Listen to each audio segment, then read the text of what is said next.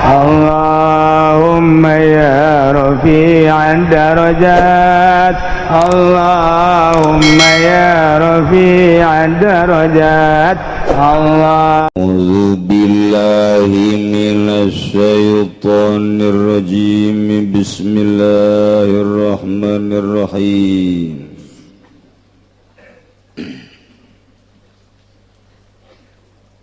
وعليها إرضاء ولدها اللبا lan iku wajib ing atase utawi nyosoni ing anake allaba ing puhan wiwitan mabadahu gari-gari dalam sahusana yarda ilam yujad ilahi alamun waratin nemu angin sopaya wa ajnabiyatun atawa wadon kang bangsalian wajaba yardahu maka wajib apa nyosoni ing waladi wa in wujidat lan lamun tinemu ya karone lan ajnabiyah lam tujbaril maka ora den paksa sapa mboke in ragibatu ayaman kuatu abi maka lamun demen ya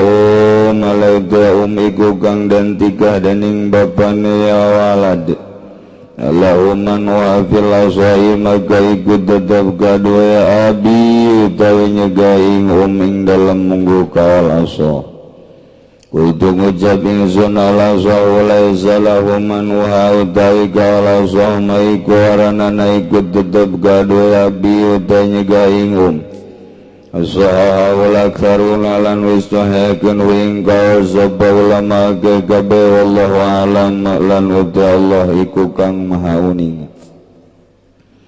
ini tafaqo magalamun mabakat yagarane lan abi wa tarabat dan nyupriya jodoh mislin ing buruhan umpama ujibat maka dan subadanan ya al-fawqaha tawa ing dalam sadu kuring ujrat mislin fala ujibat wa kadha intabarat ajnabiyatun radiyat bi'aqalla fil azhar wa kadha lan halika ikilahum lamun gawe karena Allah sabawadon gang bangsalian atawa idaya ajnabiyah kalawan uburuhan kang leuwis titik kang leuwih kedik fil azharing dalam mungguh kaul azhar il azharing dalam mungguh kaul azhar.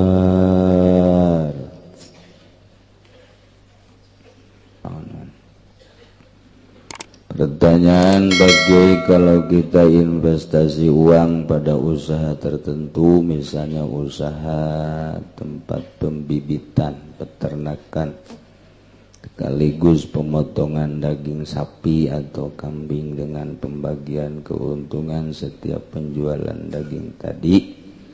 Per kilogramnya kita diberi Rp1.000 dan dibayarkan awal bulan. Apakah uang yang Rp1.000 tadi termasuk riba apa bukan? Riba tuh siapa kos gitu. Iya mangga sababarakari pertanyaan kos kieu can kahalal artik bae ku hulu sia. Segala daging, segala tek-tek bengek gitu-gitu kene, ieu teh kos bang-bang kene. Daripada kos kieu mending nenden duit di bank bae deposito. Gitu-gitu kene. Cenah ieu mah dagang dagang kos kieu teh ngaranna kitu syirkah dek kirod sabodo teuing dagang mah aya aturanana asal urang kabehan nyaho. Artina nyaho teh kieu urang dek invest di hiji perusahaan di NASA misalnya ulah letik-letik lah NASA lah urang boga modal pangletikna di NASA urang mah 1 miliar letik nama merenanan bangsa 100M urang saem tak urang teh mundek invest kudunya modal keseluruhan nunyana sabaraha nu ibu itu nu ibuna sama boga ibu pode daing ngaranna nya urang 1 miliar nyana 100 miliar nyaho tah harga modal keseluruhan geus engkena untung babarengan rugi babarengan ke kalkulasi urang dek dibere sabaraha persen itu teteh mun cenah ieu bagina bagalna teh bagi 10 9 nyana urang hiji rugina geus kitu keneh nyana rugi 9 urang rugi hiji jadi karugi-rugina kudu babarengan iya mah pan kos gitu tah hayang untungna doang per kilogram dibere 1000 ai modal kabehan nyaho teu mun 10 urang jadi sering sabaraha duit kudu dikanyahokeun perjanjianna untung bareng rugi bareng kitu tah henteu teuk ceuli aing datang ka kitu bae ge cak aing teu mending nenden duit di bank deposito sakalian ngerebek ka neraka lese segitu bae sih urang nunda duit di tukang emas toko emas biasa sokadar itu Tasikmalaya itu Garut Bandung pedah nu dagang teh tetangga atau kawauh engke urang dibere per bulana kadang-kadang sok dibere urang teh gitu 500.000 atau 1 juta eta kos kitu riba lamun urang kadinyana lain nginjemkeun mun nginjemkeun ulah hayang dibere eta mah karena Allah subhanahu wa ta'ala lillahi ta'ala Allahu akbar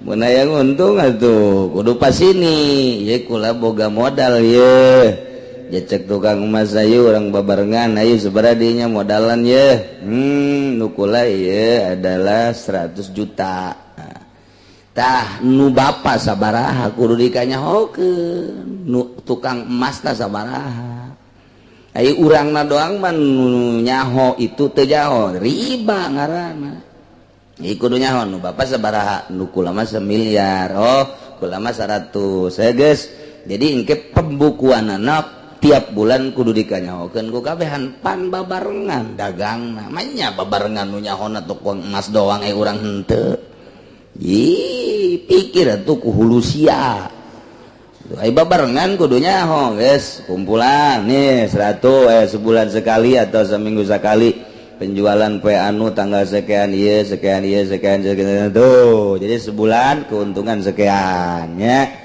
tak berarti ya orang bagi 10 kula 9 maneh hiji bulan kedua gitu kena bulan ketilu tak iya rugi bulan anu rugi jadi ai kerugian dina bulan ieu kerugiannya 10 juta geus aing 9 juta rugi sia 1 juta daek henteu sia kitu tah geus kitu eta ngaranna babarengan ieu urang hayang untungna doang dagang sapina ge teu nyaho nimbangna saha aju kumaha geus teu nyaho bae tukang non gitu ngaranna tukang sampe diajak dagang daging mal beres tak kudu nyaho kabehan dek di toko emas dek di pabrik nasa dek di perusahaan daging kudu nyaho kabehan mun 5an modal keseluruhan sekian 1 miliar si A sekian, si B sekian, si C sekian, si D sekian. Nah, si C sekian terketahui modal keseluruhan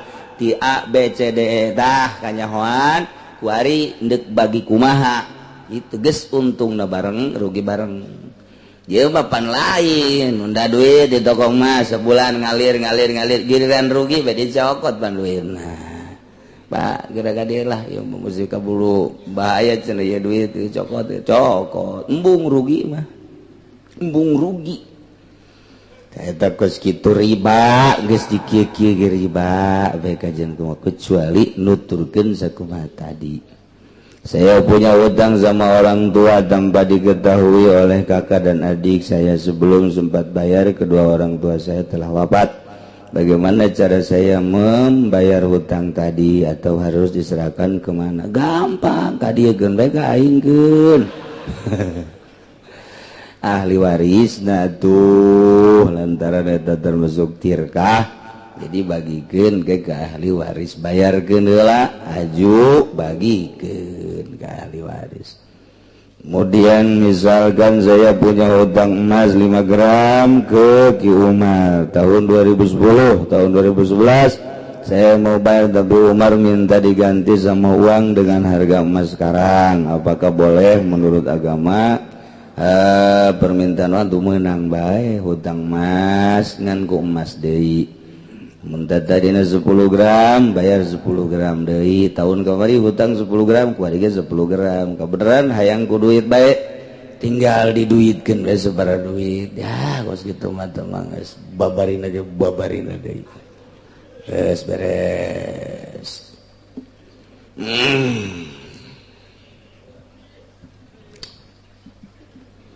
Urang nuluykeun masalah soal nafkah. Sarwiti kawin jeung Ki Zaid kuari boga anak ngalahirkeun Sarwiti. Eta anakna begitu datang ke alam dunia, Sarwiti sebagai ibuna wajib nyusuan anakna. Sakali deui. Walaiha wajib kanyi Sarwiti irdo waladiha nyusuan anakna Allah ba'akana susu pertama. Lantaran susu nu pertama etalah anu bakal ngajadikeun kekuatan kasih bayi. Maka wajib nyi Sarwiti nyusuan anakna kanu pertama wajib tah. Borosot adanan sunah ku bapana, katuhu adanan kenca komatan supaya nu pangheulana kadenge kunyana ulah suara televisi. Ulah suara HP, jauhkeun HP. Beusi keur borosot nang minung nah, kadenge oh iya berarti. Ulah jauhkeun tina suara-suara kitu azan. Allahu akbar ngadengikeun orok teh oh sakieu ge urang di azanan nonton TV bae. Komo mun teu di azanan meureun baheula. Oh masyaallah, masyaallah. Tah beres andian atau geus si pandian azanan si orok dibersihan langsung susuan ku cai susu nu pertama laba ngaranna etalah anu bakal ngajadikeun kekuatan kanu jadi anak. Tarbantak susu nu pertama eta mah sing hade tah indungna teh hartina sing hade teh barang daharna sebab eta nu ngamimitian bakal jadi cikal bakal di dirina sing ade barang daharna ulah menang maling, ulah menang korupsi, ulah menang nyatut sing ade kadaharana ulah nu haram di daharna tah eta nu susu nu pertama eta nu bakal ngajadikeun pondasi budak mantak wajib tah nu pertama eta mah susuan budak teh eta. Ngade kuari mah geus teh darek nusuan si indung teh sesuai langsung gak bung cenah langsung susu sapi sesuai make susu sapi mentek kagedean lagi atuh geus bae nya teh aja ngarasa sapi anak sapi kaditu teh oh geus kulantaran ngarasa anak sapi atuh neuleuh bikang teh kadituna atuh ongkos sapi bae kumaha neuleuh bikang main ceklak bae. Eta gara-gara teh disusuan ku indungna, akibatna nyana neuleuh mangsana teh sakumaha sapi bae. Geus eueuh kaisin tadina teh disusuan ku indungna. Wayahna sakali deui ka indung ieu mah, ka salaki mah teu kudu nyusuan, teu kudu nyusu malah mayung mah kuduna. Ka indungna wajib nyusuan anakna begitu borosot lahir wajib dah si indung nyusuan anakna. Saenggeusna nu pertama eta mah tah kadituna mah bebas.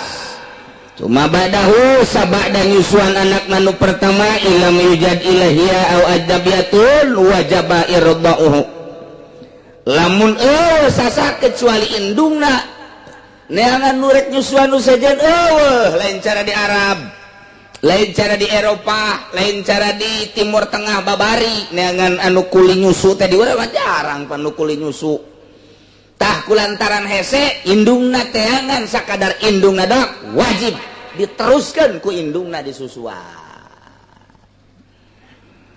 lamun aya nu sejen aya nu siap nyusuan kakarak menang disusukeun ka nu sejen pokona mah sahabat mah nu aya saenggeus nu pertama mah teu meunang ku sasa kudu ku indungna bae lamun eueuh kadang-kadang indungna eueuh cai susuan ulah waka disusuan ku sasa heulanan ulah waka bere bae madu bere bae naon bae cai beas ke mal kebel di asana wadang ya budak eta ku indung bere dua nungguan indungna supaya aya cai susuan ya resepna cek Imam Ghazali daharlah ngadaharlah bangsa sayur mayur nu loba bangsa senggang kangkung jeung sajabana tangke subur cai susuna susukeun ka anakna nu pertama mah tungguan ulah disusuan ku sasa geus beres susu nu pertama tak kakarak mun sasa ku indungna deui mun aya nu sejen indungna ngameunangkeun mangga bapana ngameunangkeun mangga disusuan kudu sejen ieu ka urusan nyusuan mah geus rapih agama deuk kumaha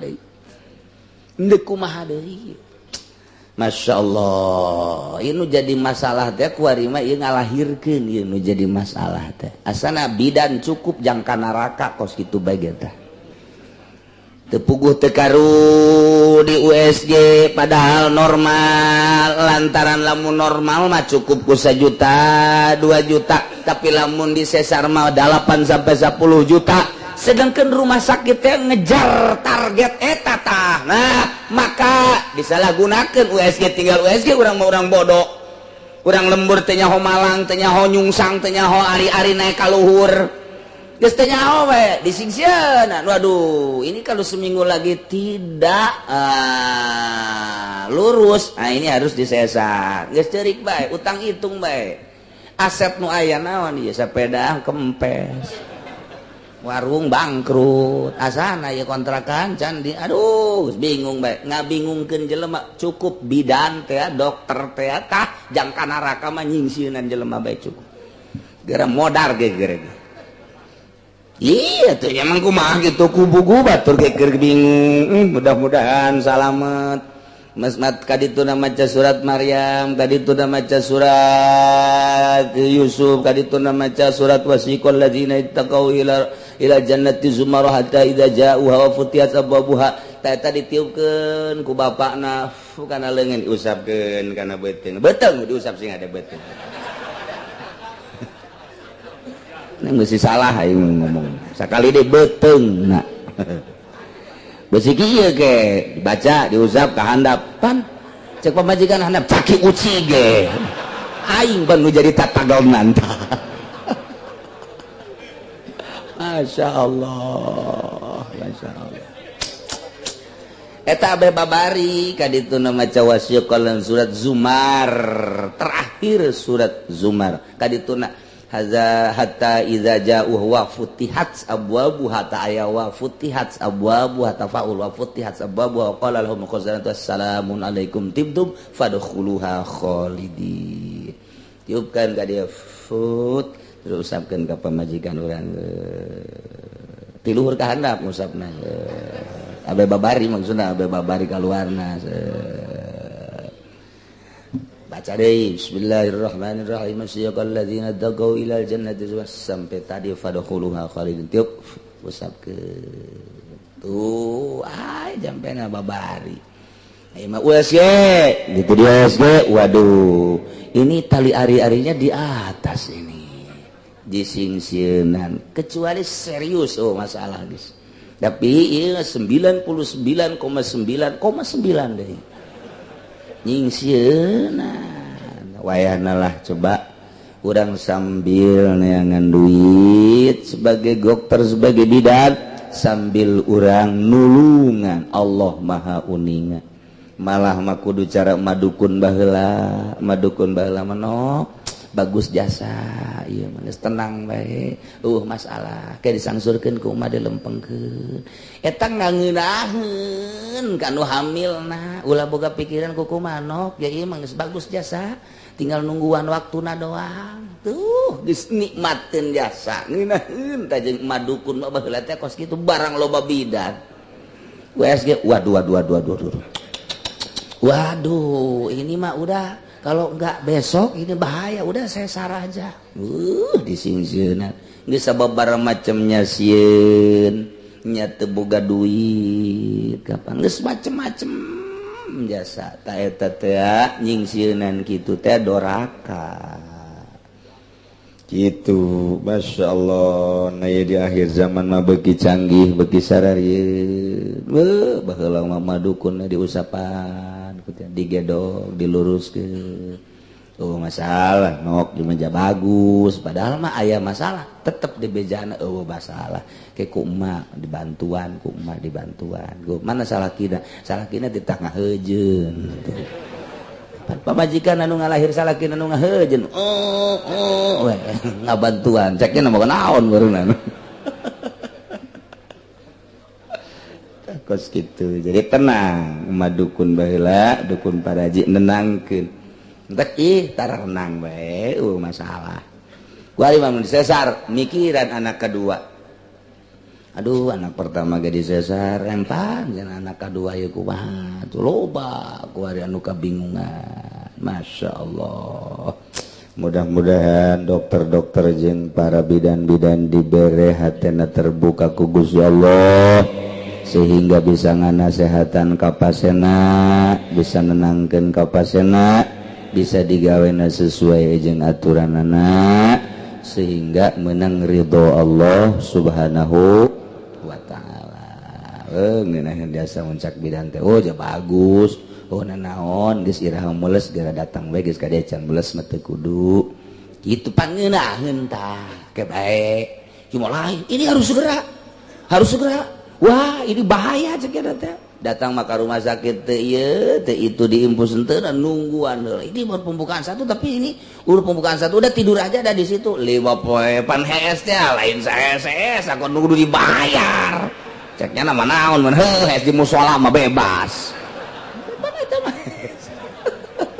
masyaallah karim aduh teh lahirna supaya rarapih ka para bidan maksudna kabehan supaya menang ridho Allah subhanahu wa ta'ala nulungan teh nulungan jasa bu ganjaran gede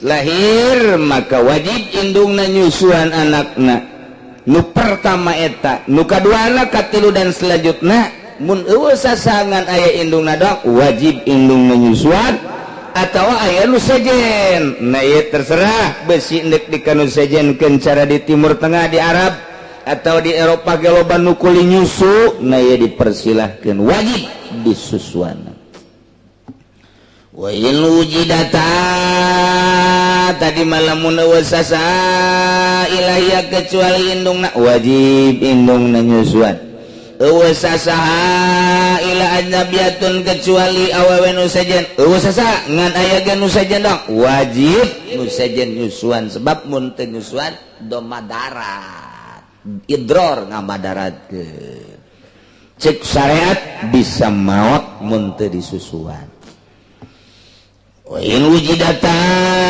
lamunnya indungna aya nu sejen gaya nu siap nyusuan lam tujbaril teu meunang dipaksa indungna kudu nyusuan nu penting mah budak aya anu mangnyusuankeun teu mesti indungna bae kabeneran indungna dilarang mah ku salakina aya tapi nu nyusuan nu sejen neng ja aya ieu tuh nu nyusuan nu sejen neng mah ulah nyusuan pan kunaon kitu Kak osok bedek kadang-kadang burak teh gitu asal tak nyusuan we gua usah kumaha urang Turki nah di dele-dele teh waduh tama tuh aya 2 letreun mah ulah nah eta lamun dilarang terserah lamun atuh ngobrol-ngobrol atuh ulah susukeun ka batur ari aya mah tapi lamun eueuh nu nyusuan nu sejen haju kitu aya ge indungna doang teu meunang dilarang-larang mun aya nu sejen teu bisa dipaksa indungna teu meunang mendek bae mangga henteu bege masalah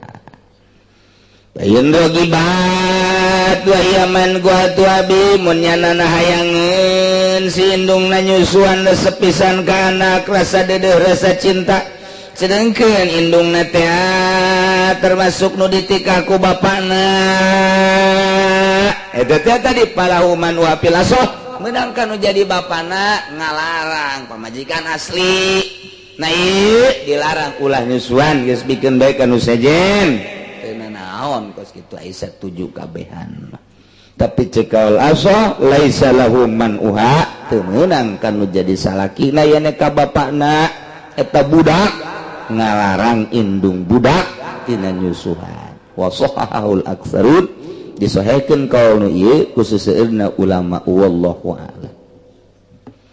Ini topako talabat ujrata misin ujibat wari pamajikan jeung bapana budak jeung emakna jadi suami istri pas ini geus kuari malah disusuanana sanajana nu sejen ge ku neng bae oh ku neng bae ulah ku nu sejen ulah atuh teu naon tadi mah kula moal yang bebas bae gitu entahlah koneng we susuan cek salakina teh cek pamajikanna teu teu naon ngan kurang mah bayar sabaraha tuh bayarna teh eta teh sapoe teh kudu dibayar 50.000 eta harga biasa eta 50.000 teh harga biasa cek salakina lamun sapoe 50.000 10 poe 500 sebulan 1,5 juta kan pencit we aing atuh tadi mun 1,7 50.000 bayar non gitu kan eta murah eta sakitu teh 50.000 aduh tawar jadilah 40.000 sapoe eta teh hayang dibayar si pamajikanana nyusuan anakna teh nu tadi naja aya ieu batur mun eueuh batur mah tetep teu kudu dipasinikan wajib disusuan ku manehna ieu lantaran aya batur nu siap diburuhan eta teh meunang kan dikabaturkeun ku ari mah ditita ku salakina geus bae kuneng melah ulah ku batur atuh teu naon tapi kula bayar sapoe 50.000 adu tawar jadi 40.000 wajib tadi bayar pamajikanna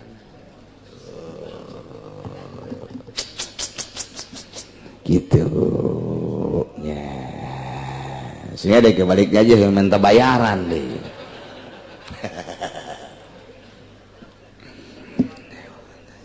Fauqoha fala atawa saluhurin harga misilian saluhurin biasa kebiasaan awewe buburu teh buburu nyusuan 50.000 sapoe eta biasa geus bisa ditawar ke orang 40.000 iya bapak majikan anak yang dibayar sampai 75.000 atau 100.000 nah eta mah kekeh ulah daek nyusuan anak ya tapi bayar 75.000 oh mau ke 100 mah eta teu wajib dicumpuanan kudu jadi bapakna lantaran mahal teuing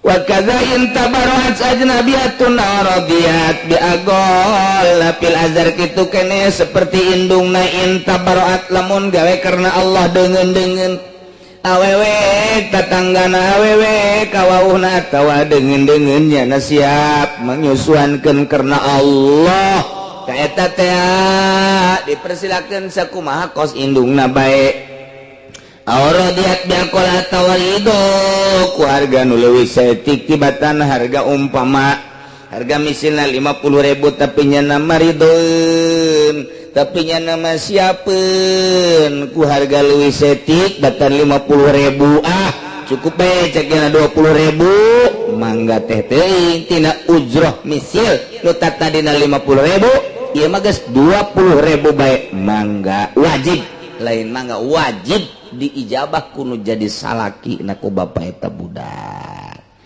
Itulah urusan nyusuan ya.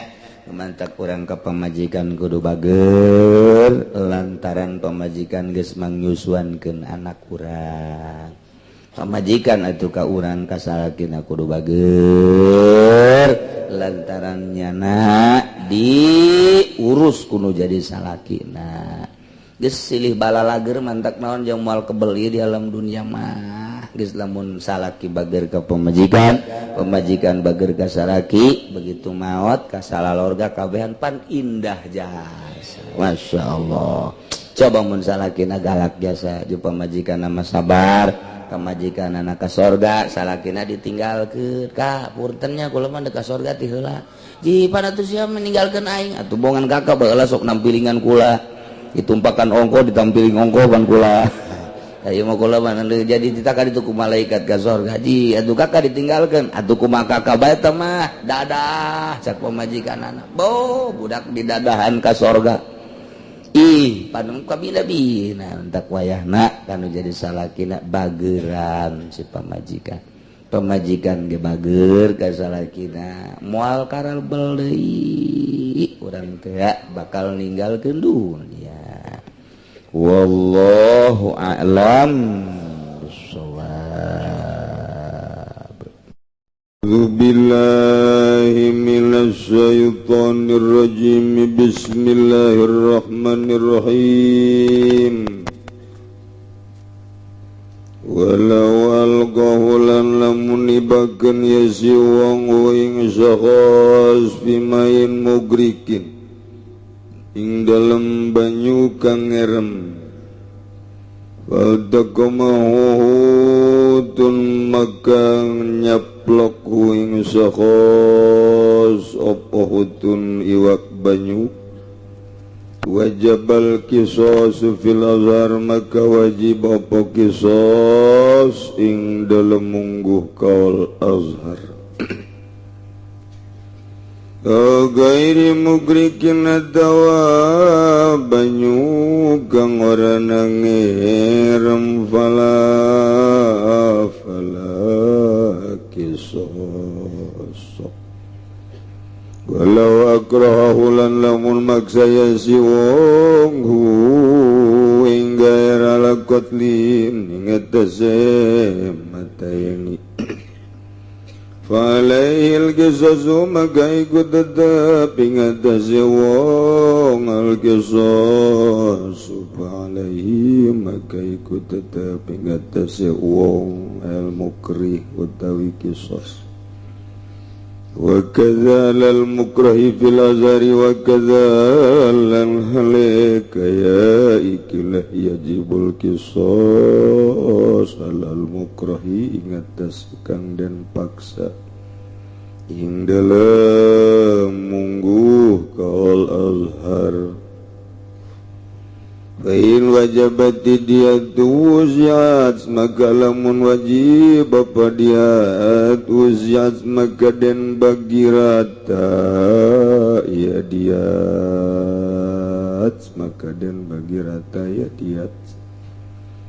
Fa'in gafawaduhuma maka lamun mapadaning maktul sapa haduhuma sapa salah suwijine karone mukrilan mukra faqad balaka bal kisasu alaihi maka utawi kisos ikut tetep ing atase ahad.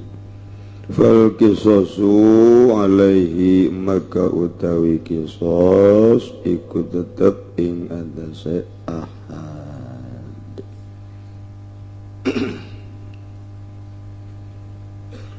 Alhamdulillahi rabbil alamin.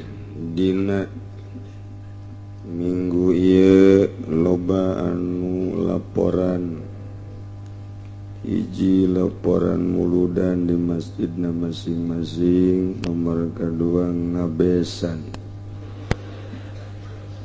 Sekula mah ngabesan mah tutu kudu bebeja tama kumaha bae di ditu.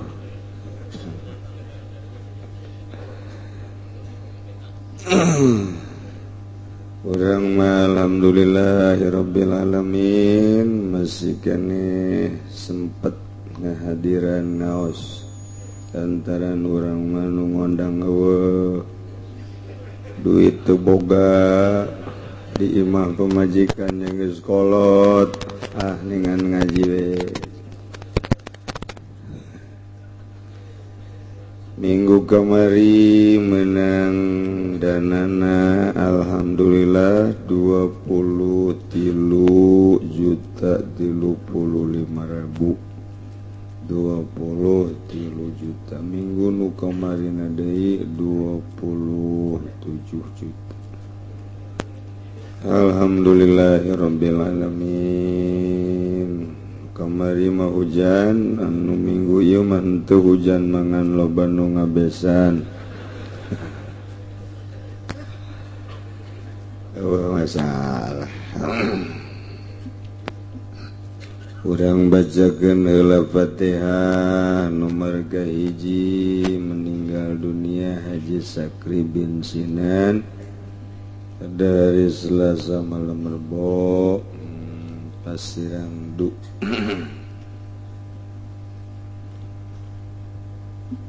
Kemudian gitu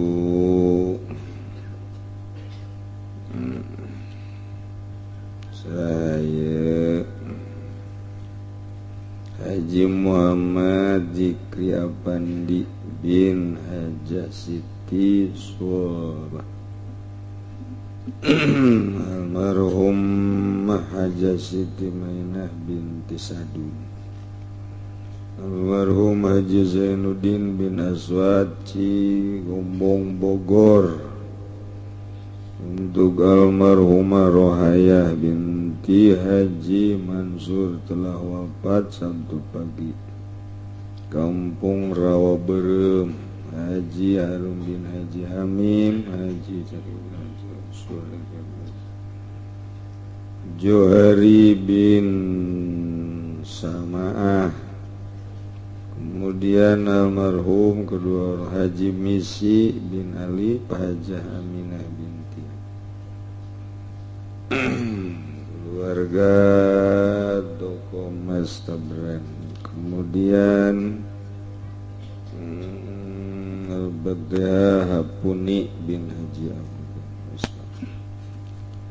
Kemudian gitu Haji Kulsum binti Ubing Durahim bin keluarga Haji Muhammad. Terakhir ialah kurang sehat di Marintan binti. Al-Fatihah. Bismillahirrahmanirrahim. Alhamdulillahirabbil alamin. Ar-Rahman. Iyyaka na'budu wa iyyaka nasta'in. Ihdinas siratal mustaqim. Siratal ladzina an'amta 'alaihim ghairil maghdubi 'alaihim waladdallin.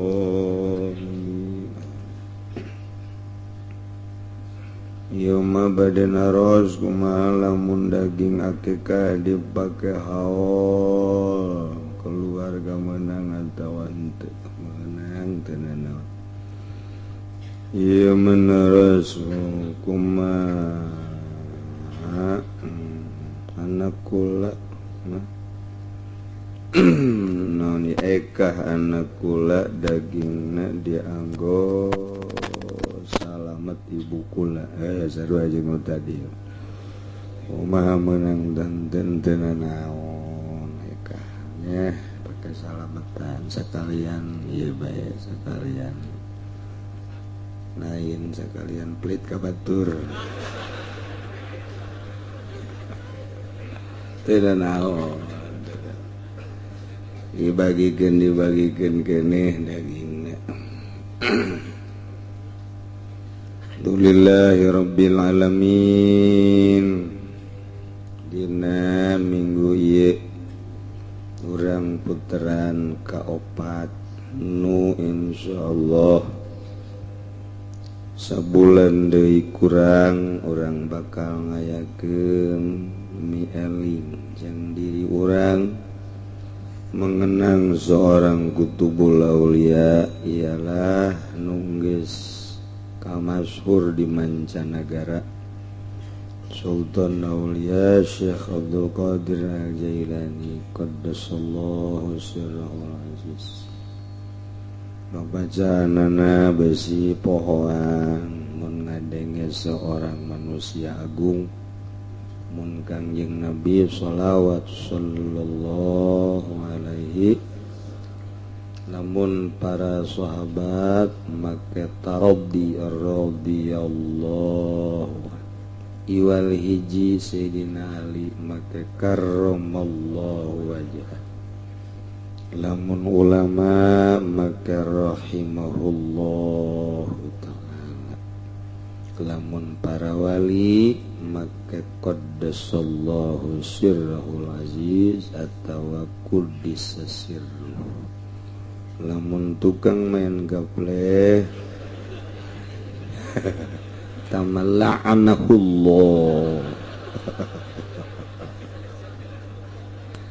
aya paranti-paranti nah antaranya nama keur ngahiji jeung setan babajaan paranti setan mah la'anahullah muga ngalaknat ka setan Gusti Allah kitu bae mun nya marah pan sia ka aing nyumpahan aing mah lain kasiana ka setan nu aya di jero sia sakalian jeung siana masyaallah.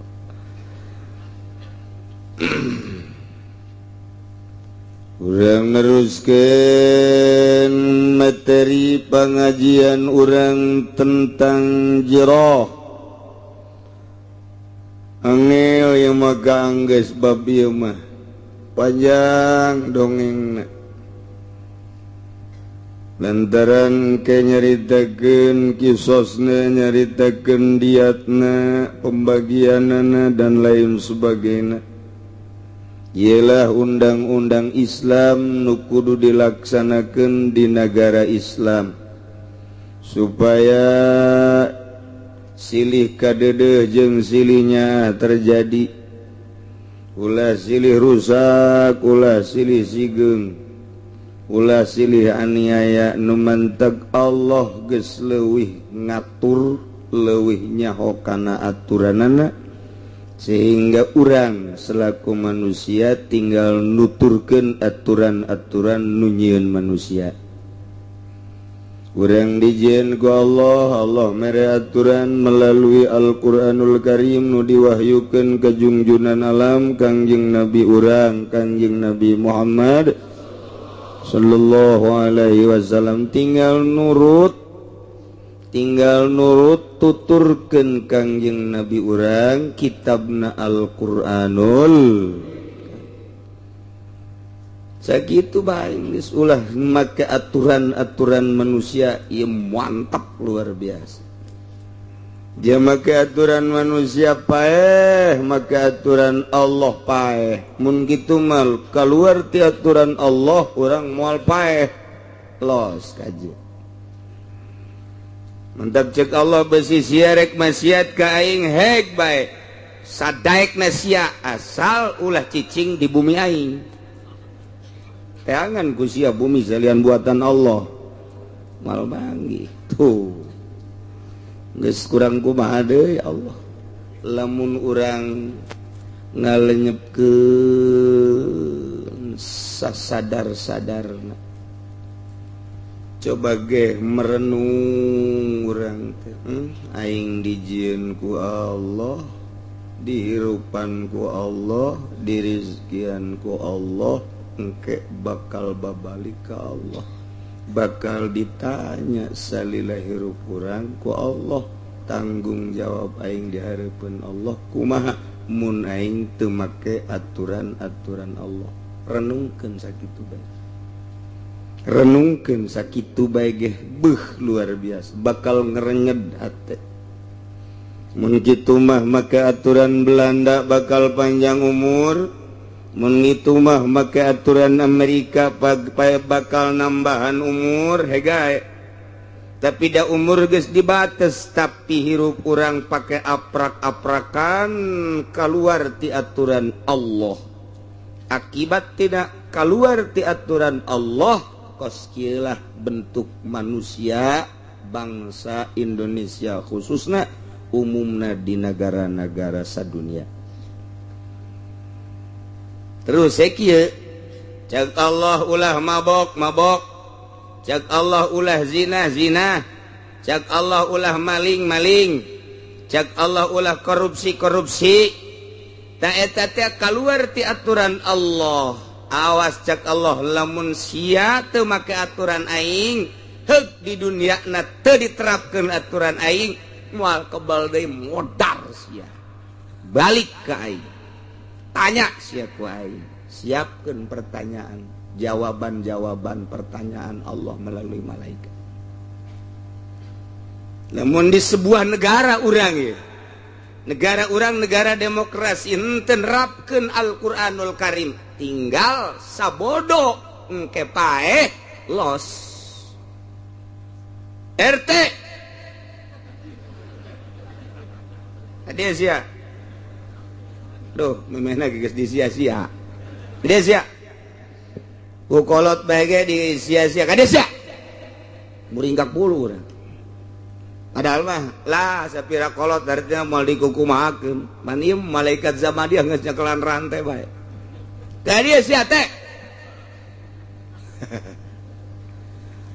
di KRT-an sabaraha sia hirup lurah sia saha Bangkawara amat lurah sia panjak RT-nya ke Bangkawara dah deuleu bukuna ku sia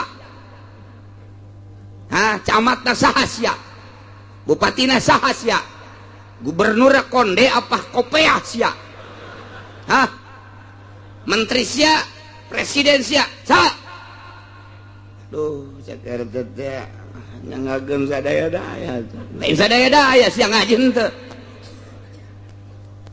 kesempatan Nabi ka desa Malulu salila hirup sia kesempatan ngaji saya kita kusaha sia cicing hirup di desa bae lurah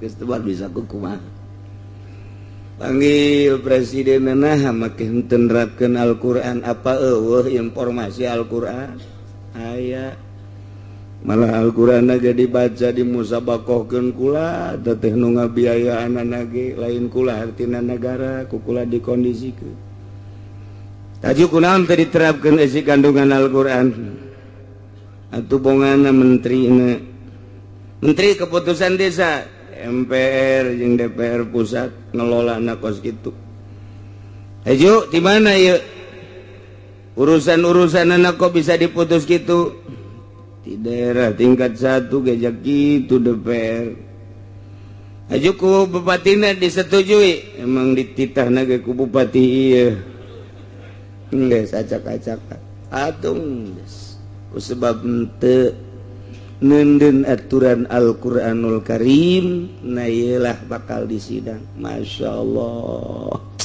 mejeuna jang ka neraka sakitu ge alhamdulillahirabbil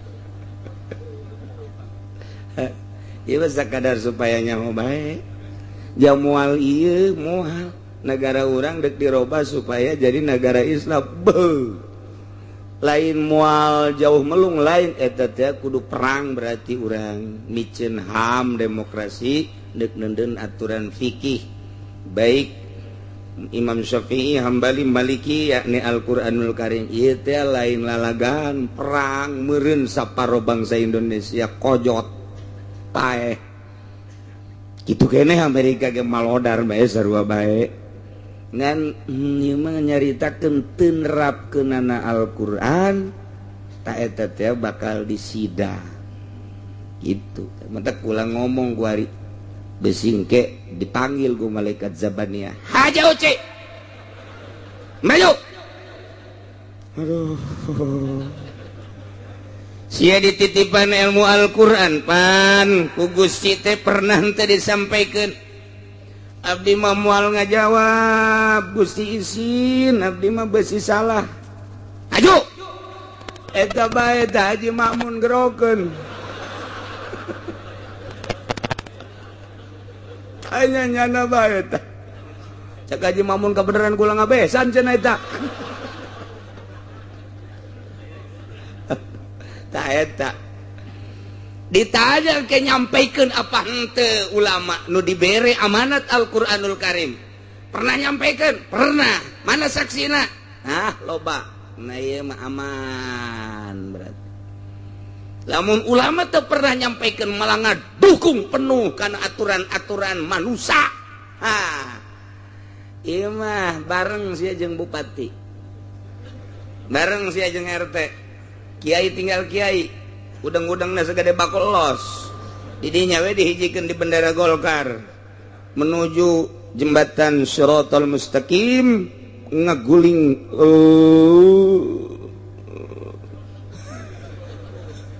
ragag di jembatan Shiratal Mustaqim di kajero neraka jahanam pasti jasa aing mah ya pasti ieu mah ngabejakeun ge pasti ka nerakana sebab teu make aturan Allah ieu mah ngabejakeun doang ngabejakeun doang. Tah udah percaya dah henteu sabodo aing geus ngabejakeun mah lulus guys.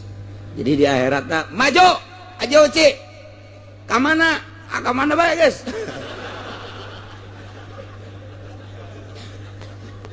Geus geus ngabejakeun guys tah. Lantis guys tah. Geus beres tah. Saksian Gus Sararia tah. Geus aing beres tah. Duh masyaallah. Inggris diterapkeun ieu hukum Islam diantarana had kisos bakal ditanya lantaran dina Al-Qur'an walil kisosi hayatu ya ulil albab cak Allah aing deudeuh ka manusia aing nyaah ka manusia supaya ulah silih rusak andai kata aya nu ngarusakna siksa abeh nu lain aman aya nu maling datangkan isoblah potong abeh henteu terjadi pamalingan deui aya anu mabok had abeh ulah terjadi mabok di nu sejen aya nu zina ranjam atawa had tergantung kumaha zinahna muson apa geus muson lamun eta dilaksanakeun moal terjadi di nu sejen lamun aya jelema ngabunuh deui engke jelema ngedet deuk ngabunuhna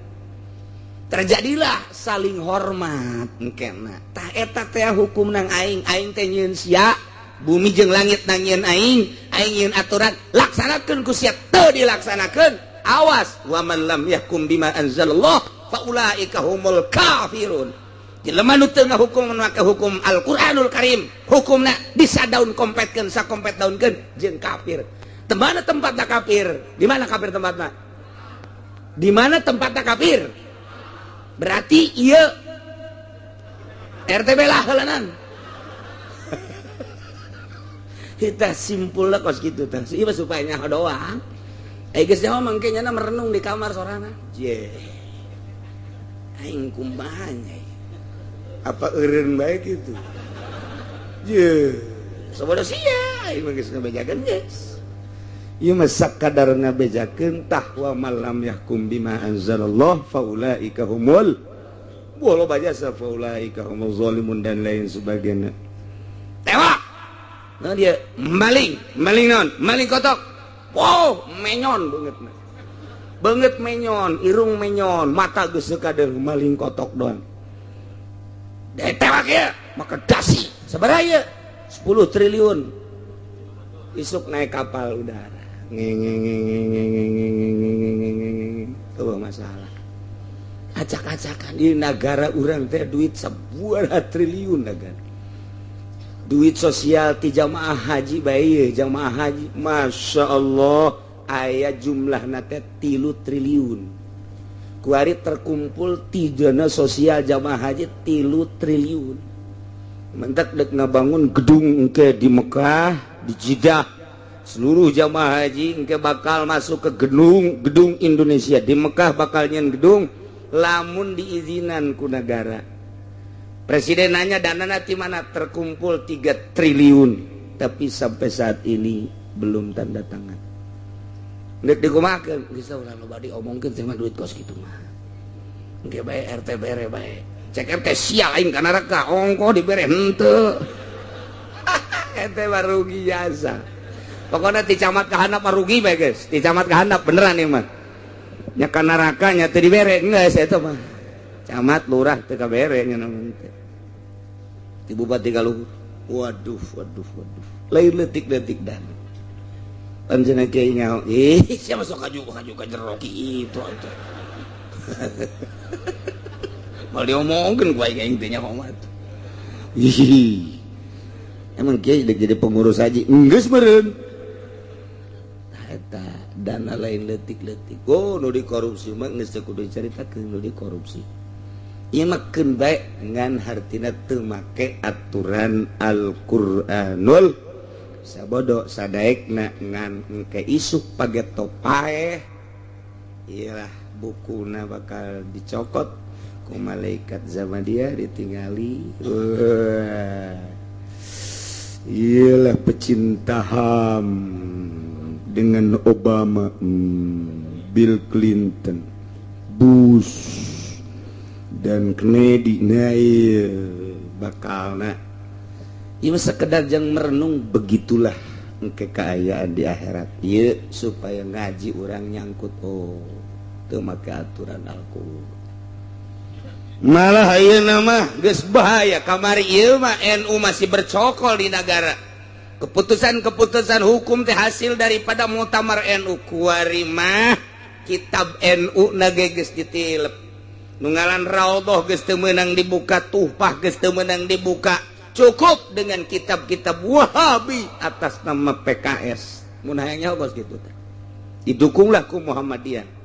Kahareupna wallahu alam kumaha.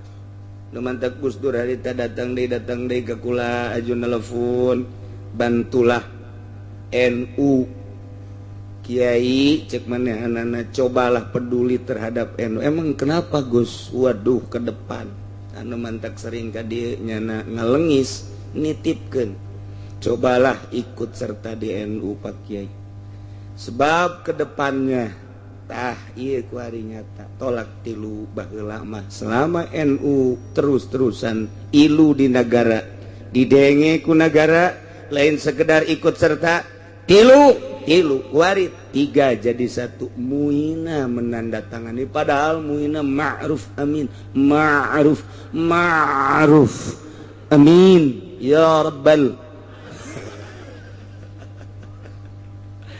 depak dan lain sebagainya encan denu lain-lain ima sakadar nganyahokeun 10 poin nu bakal dirobah ulah kaget tapi pan urang tetep bae teu ngeunaheun bakal aya huru-hara tentu bakal aya huru-hara kajian kumaha ge kabeneran NU na sangat lemah bodoh salapi maksudna ai baheula mah NU teh terkenal dengan salapina kuari NU bodoh salapi dimainkeun mantak tanggal bulan Islam tiba heula mah akur bae selama NU nyekelan salapi. Tapi ketika NU ngalengkah keluar tina salapi na saeutik mah kuari tanggal geus lain deui terus bae baheula cekelan NU kuari dicekel ku Muhammadiyah gengsi jeung ego nu gede kula ngan sakadar ngabejakeun doang jadi kaditunang ke ieu terus bae pas ini jeung pas ini geus terserah kamah ndek kumaha ge ngan sakadar ngabejakeun lantaran 2 organisasi gede tetep masing-masing egona tinggi dek milu ka mana sabodo. Tapi kan orang-orang NU tapi ieu pemakaian lain NU ieu nu hese ge. Ketika orang-orang NU haju make pakaian NU makan ngeunaheun. Tapi pan ieu geus lain. Nah ieu kadituna wallahu a'lam. Muktamar tinggal muktamar. Lantaran kos kitu kaayaanana. Jadi mah deres hasil muktamar suguhkeun ka negara dipake di zaman Soeharto. Wari na ieu lah anu berjenggot lain jenggot anu salah. Anu calana putih nang kahandap lain calana anu salah. Tapi etalah ti Arab kuari geus ningali Indonesia mantap siap dibangunkeun ku Arab sesuai jeung gambarnya na. Nu penting menjadi Wahabi. Dekan dibangun di Indonesia pesantren-pesantren Wahabi melalui alumni-alumni Madinah. Direncanakeun di Jakarta ge bakal aya, di Medan bakal aya, di Aceh bakal aya. Tah di samping eta dana di ditu deui tipatikan bakal turun melalui negara di Australia jang pondok-pondok pesantren yayasan-yayasan. Ieu mah sakadar ngabejakeun percaya teu percaya kos kitulah kronologi. Jangan supaya salapi hancur sebab di mana di negara mana bae nu kuat berjuang ngadirikeun nanceurkeun agama Allah sangat diakui ku Amerika salapi. Islam ortodok Irak anu kuat Sunni datang ka kuari nu nya nama cerik kunaon. Nah nan tentara Amerika dibawa balik ceriknya nama caknya na penciteun aing. Nu sajen mah suratnya nama cerik. Dikira hadai orang berjuang neangan ridho Allah. Tah eta di Iran masih kena aya Sunni ortodok. Di Indonesia kuari masih kena kental dengan Sunni dan ortodokna. Ngan mulai kuari ngalalengkah setik dikeroposkeun di negara na NU na maksudna. Tah ieu sakadarnya hobae. Mendak ulah kaget loba perbedaan engke geus transisi agama kakarak engke neangan kieu yang kitu debat anu luar biasa dek diwahabikeun di urang teh sekedar informasi bae sing ada anak urang sing ada incu urang sebab hancur ketika geus diwahabikeun hancur gitulah mentek iya di negara orang teu make aturan Al-Quran bentuk negaraan tapi masyarakat nama masih alhamdulillah tolak tilu jadi hiji tetep baik masyarakat ang-angan kene masih terngiang-ngiang suara kiai di Jawa Timur Jawa Tengah Jawa Barat Aceh tetep tiga baik sangkirang diputus ku depag hiji jadina tolak tilu bebejanya nah di Cisoka bebeja ka Kiai di Balaraja bebeja di Serang bebeja di Pandeglang di Tangerang tilu bae masih nurut kene bae aya nu tilu jadi hiji terus bae nyana rumah tanggana teu eureun-eureun gering bae teu eureun-eureun datang ka kuari gering bae begitu kukula dirobah eta meureun gara-gara tolak tilu jadikeun hiji coba kuari pisah sageus pisah engke kawin heula muhalil ke mundek kawin deui terjadilah seperti eta kuari cager mau dibejakeun jelemana moal tetangga Pak Haji kabeh kitu mah masyaallah nah ieu mah dek jaritakeun teu make aturan Al-Qur'anul bunuh deui aman jelema maling potong neundeun sendal di mana bae aman kuari mah urang salat Jumat Allahu Akbar dek khusuk kumaha sandal kulit aing menang mali 300.000 aduh asana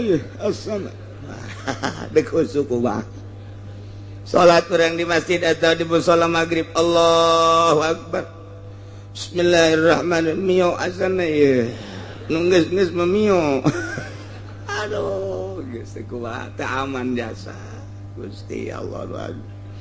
Engke mas saling curiga terjadi di akhir zaman sakadar nyaritakeun gara-gara teu make aturan hukum-hukum Al-Qur'an kieu lah bentuk nagarana saling curiga kieu bae terus rakyat eta ayana rakyat ayana pejabat tapi rakyat curiga terhadap pejabat lantaran patut dicurigai pejabatna sebab teu make aturan Al-Qur'anul Karim terus makin membesar makin ngagedean sakadar nyaritakeun aite nyarita acan ke besi ditanya engke ku Gusti Allah Subhanahu wa taala camat kula sia nyawa aturan Al-Qur'an terang tisa ti kiai ajupan sia teu make pan kula mau boga luluhur bupati bupati sia parantos maklum nunyin jalan Tilok Angges teh eta doa luar biasa ka Pak Ismet bajelema keur naik mobil, Masya Allah bagus sama ti jalan, mudah-mudahan Bupati dipanjangkeun umurna keur ngeunah-ngeunah rak direm sekaligus. Sial di jalan goblok ieu Bupati tolol ieu. Ngeun jalan teu anggeus tadi ngadoakeun ku ari. Kitu bae terus di Tangerang eueuh hiji jalan anu lulus jeung nu anggeus. Alhamdulillahirabbil pancena kiai make ngomong gitu pan aing ngadukung nyana. Geus aing teu ngeritik-ngeritik acan mah aing mesti ditanya ke ku Gusti Allah. Sia ngadukung baheula ngadukung. Kunaon? Data tadi na janjina endek sesuai jeung aturanna ngalaksanakeun. Ternyata henteu. Manta kula ngomong, engke abeh di akhirat aya bentuk kritik kula. Tah aing ngeritik. Hah? Iya tuh asal ngeritik bae seutik bae loba-loba. Dibere henteu ku nyana urang. Mun kitu mata jalan tadi anggeuskeun menang untung naing 1 miliar tasiata Haji Uci 200 juta mah deres kabeli Innova. Teu ja. Emang hayang ya tuh kumaha bae geus hayang mah. Kumaha ya malam yahkum bima anzalallah ngeri ya. Ieu keur nyaritakeun hukum kisos teu jalan di Indonesia. Mun jalan aman ujianana moal ayana naon eta bahasa-bahasa di Amerika itu tidak berperi kemanusiaan. Tah bahasa nafsu, bahasa nafsu. Andai kata Al-Quran diterapkan orang membunuh harus dibunuh lagi, berarti tidak mempunyai peri kemanusiaan. Cak orang Amerika laksanakeun heula, lamun eta dilaksanakeun negara aman nyana bakal tercengang ya. Nanti di Amerika mau bari pistol mararawa, mantak kula haju teu betah ge di ditu. Pistol. Aduh, ambalaya Inggris, Jerman, Amerika, Masya Allah. Bergelimpangan tiap hari itu menang salah setik. Ham tinggal ham. Terusak di dunia justru negaranya. Mabok aman nyana. Aya obat-obat anu diumumkeun dimeunangkeun. Jeung aya obat nu dilarang aya nu dimeunangkeun. Duh Gusti Allah Magung, ieu urang teh nurutan negara itu padahal mayoritas Islam maca Quran. Aki-aki ge masih dibacakeun ku aki-aki sanajan teu ngarti kana maknana. Tetep we dibaca ku nya. Sanajan saayat ajuheurai tetep. Ieu teu dilaksanakeun ieu mah kisos dan urang mah hanya sekedarnya hukumna doang. Walau alqahu fi main mugrikin aya cai gede model empang jero model laut atawa model Cisadane keur caah gede. Eta mah andai kata urang kadinya tigejebur sulit untuk salamet lantaran caina kenceng tur jero atawa ka laut di tengah laut geus hese bae jang salamet. Izaen ngabalangkeun Ki Umar ka laut, begitu dibalangkeun ka laut can datang-datang acan ka laut aya halauk hiu calangap ngoblok. Atuh geus eta mah dilegleg ku lauk hiu, dilegleg ku lauk hiu. Tah ieu kumaha tah Ki Zaid nu ngabalangkeun Ki Umar kuari lain ka laut endahan dicaplok lauk. Tah ieu teh apa Ki Zaid tetep bae kudu dikisos. Walau alkahumun Zaid ngabalangkeun hu ka Ki Umar bimain mugrikin ka jero laut misalna ai prakpal takomahutun di jero laut atawa can datang ka laut dilegleg ku lauk wajabal kisos. Zaid tetep bae wajib dikisos bae. Sebab sanajan teu dilegleg lauk ge carang nu salamet tama kos kitu. Carang nu salamet mantak lamun aya di tajribah carang nu salamet haram urang teh ngalakukeun. Andai kata ka Mekah ge ka Mekah ya. Urang ka Mekah naik pesawat terbang ta eta teh meunang atawa teu tergantung kaselamatan. Setelah ditajribah lobaan nu salamet 90% selamat daripada cilaka, kewajiban tetep ka Mekah. lamun kitu mah ke pesawat nu ka Mekah teh 50% cilaka 50% selamat teu wajib ka Mekah tinggal kitu wae tah mah lantaran lolobana nah ieu ge jelema malangkeun Zaid malangkeun Ki Umar ka jero laut kemudian di jero laut di dahar lauk dicaplok lauk baik geus ka jero laut atawa di luhur kene dicaplok nah eta tetep bae Zaid da wajib kisos baehan deui Ki Zaid geus lamun kadenge bahwa Ki Zaid malangkeun Ki Umar kemudian ku ari Ki Umar apa Ki Zaidna ku ari dibuluh deui nu lainna moal daekeun bulung balang moal daekeun malangkeun nu sejen ketika ki balang wah aing engke mun itu pae dipaehan deui sieun beratu mohon mentak walil qisasi hayatu ya ulil albab dengan hukum qisas bakal aya kehidupan anu tentrem kehidupan anu jujur nu aman kehidupan anu Allah jinawi ngeunaheun bakalna sebab jelema berpikir aing mun ngabunuh dibunuh deui aing lamun kitu naon ngaranna maling bakal dihad aing mun zinah bakal diranjam jelema bakal kuari sieun bakal sieun ieu mah maling ditahan doang di polsek tanya malingna sabaraha duit malingna aya modeun 10 juta udah tenang aja kalau 10 duit uangnya masih ada sekarang ada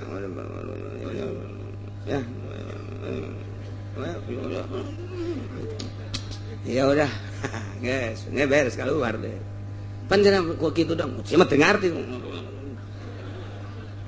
kitu teh naon manana geus pokona mah sia aing mah geus lah pokona kitu beda aman masyaallah karim teh wajib dikisas kumaha lamun dibalangkeun ka cai ari caina teh ieu mah teu bakal ngerem caina ngan sakadar cai empang doang deet Jed malangkeun Ki Umar dibalangkeun pimain goiri mugrikeun ka cai antuh nun teu ngerem pala tamah pala kisos teu wajib kisos sanajan aju Ki Zaidna paeh di jero tetep bae teu kudu kisos lantaran galibna manehanana eta jelema nu dibalangkeun ka cai eta adalah salamet jadi kulantaran biasana salamet henteu ngerem kabeneran Ki Umar nu dibalangkeun ku Ki Zaid tadinya paeh tetep bae pala kisos teu wajib kisos Zaid malangkeun Ki Umar ka cai anu tarang ngerem kabeneran horeng di cai tersebut teh aya kitu aya lauk atau aya anak buaya teh nyaho deui urut kamari caah di Cikande aya anak buaya teh kanyahoan ku urang asup ka empang kuari Ki Zaid teh malangkeun Ki Umar ka empang sabaraha jerona empang paling biasa cangkeng barang diasupkeun ka empang brus kadinya aiprak horeng aya anak buaya di jero leg bae ku anak buaya beunang huluna potong huluna doang sebeuheun geus anak buaya mah ku huluna ge pae atuh Ki Zaid Ki Umar kuari huluan eta kumaha tah apa wajib kisos teu wajib kisos lantaran teu maksud malangkeun ka buaya nu dimaksud mah malangkeun ka cai ngan di caina aya anak buaya lain simpenan Ki Zaid teu nyaho Ki Zaidna ge ta eta mah malangkeun Ki Umar ka cai anu moal ngerem kabeneran dicaplok ku lauk atawa dicaplok ku buaya teu nyahoeun Ki Zaidna bahwa di empang eta aya buaya tetep pala kisos teu wajib kisos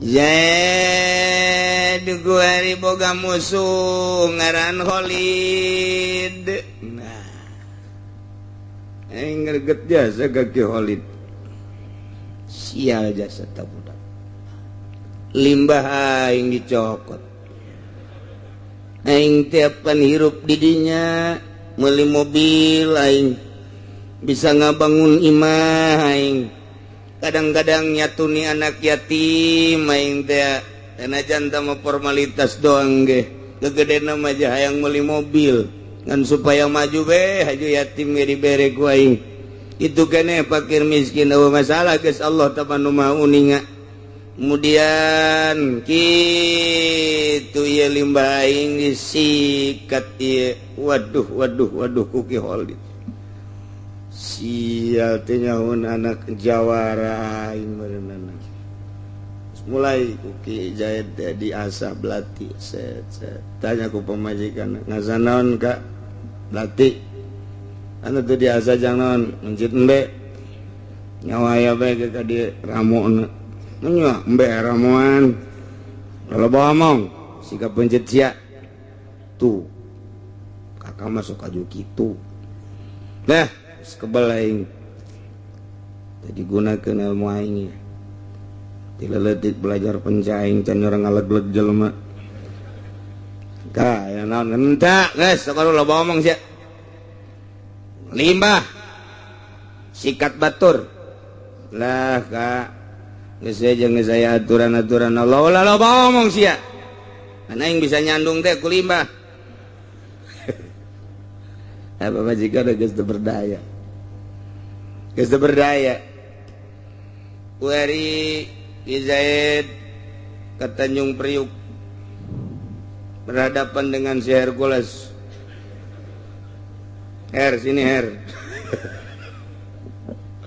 ada apa? Aku punya musuh nih. Siapa? Tuh Khalid. Ya udah, tenang. Sikat habis apa gimana? Iya, sikat habis. Ya gampang itu. Tenang aja, kecil itu. Yang penting tenang. Pengen berapa kamu? Satu buat mabok, yang kedua buat beli obat, yang ketiga buat beli perempuan. Nah, itu aja makanan gua mah, cek Hercules. Ya udah, cukup 50 juta. Itu buat saya doang, ntar anak buah. Bapak anak buah kan saya tuh mobil saya. Udah cepet ya? Ya udah. Cepet di Bon. Si Hercules. Nyawasin tuh ke si Hercules. Diganti gue jadi Herudin.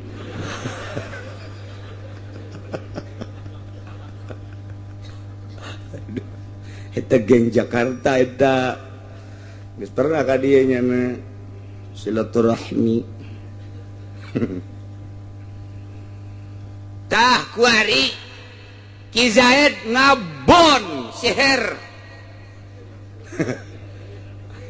Kita ngabulu Ki Khalid. Boluh pokokna mah. Kuari Ki Zaid nitah si Hercules ngabunuh Ki Khalid, dibunuh bae ceger bae. Ieu nu kena saha ieu nu kena kisos. Apakah Ki Zaid apa si Hercules? Hiji.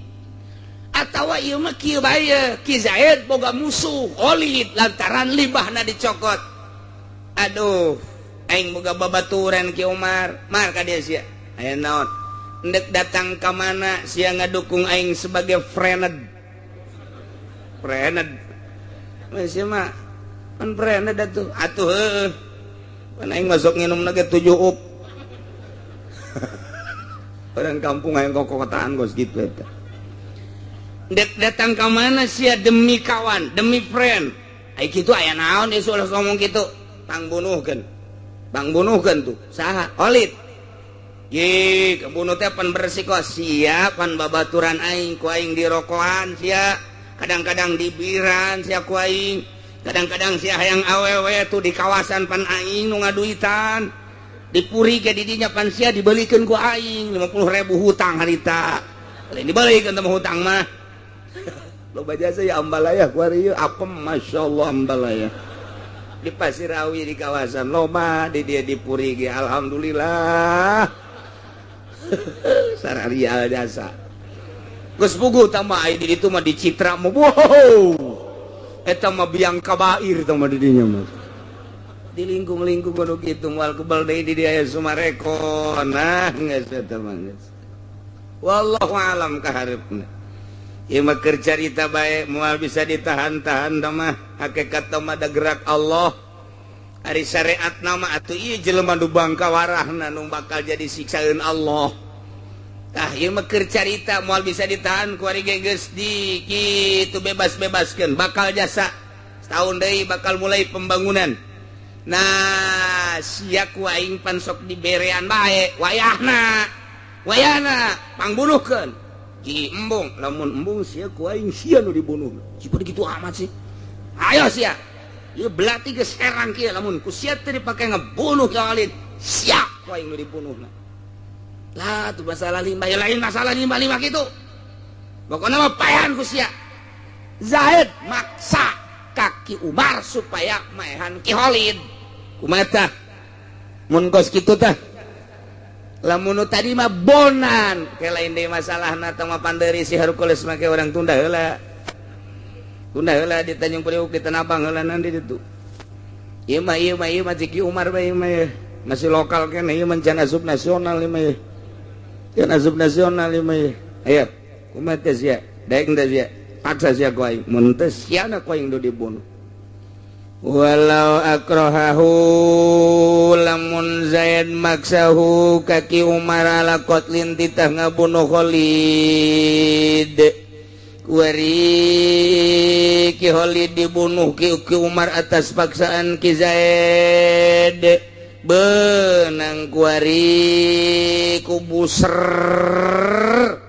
bawa sidang ternyata memang benar bahwa ki Umar adalah dipaksa ku ki Zaid disuruh membunuh ki Khalid kumaha keputusan hukum Islam fa alaihi al-qisasu wa kadza 'alal mukrah fil azhar nurutkan cek hukum Islam wajib ki Zaid sebagai pemaksa bunuh bahkan nu dipaksana ge bunuh deui duanana Zaid selaku perancang atau selaku penitah anu maksanyana nah wajib kudu dibunuh kitu kene wakada nu dibaksana ki Umar bunuh duanana ki Zaid jeung ki Umar bunuh duanana aman lantaran lamun teu dibunuh duanana cek Gusti Allah andai kata nu kudu dibunuh nu ngabunuhna doang engke bisa terjadi deui nya pemaksaan seperti eta moal aman di negara ayana hukum kisos teh supaya aman di negara teh ulah saling mencuriga ulah saling mengusik ulah saling rusak ulah saling zalim nah lamun kuari nu dibunuh teh nu litah doang engke ieu nya jadi bayaran kamari mah dipaksa engke mah bisa jadi pembunuh darah dingin pembunuh bayaran nah supaya aman di negara teh aya manusia supaya tentrem nu salat tentrem nu dagang tentrem nu di negara tentrem nu bisnis tentrem supaya talalan tentrem ulah aya naon nu nitahna jeung nu dititahna nu maksa jeung nu dipaksa bunuh bae kabeh aman jadi nama layanan naon walil qisasi hayatu ya ulil al-bafain wajabati diat kumaha lamun kawajiban diat nu tadina kisos kuari mah kisosna dimusyawarahkeun di meja hijau terjadilah penurunan hukum tina kisos kana diat kumaha eta fa in wajabati diat wallahu a'lam bissawab